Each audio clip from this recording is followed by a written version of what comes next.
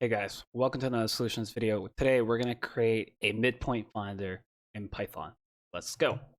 Let's start off with our input. We're going to take four inputs here, x1, x2, y1, and y2, because that's the formula to find our midpoint. So here we go. Get x1 is equal to your input. I'm going to leave that blank, and I'm going to copy that over 3 more times. Make sure to change and update your variable names here. Here we go. To calculate a midpoint, you add up the x components and the y components, and then you divide them in half, and then you create your point. And actually, since we're entering coordinates, let's make it a little more user-friendly. Sorry about that. X2 here, and a y2 there. Awesome. Over input, let's do our processing. We want the midpoint, which is midpoint x, let's say.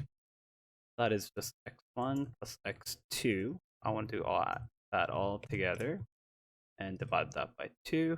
I want the midpoint of y. Take the y component, then divide it all by 2. Okay. Then we're going to go output.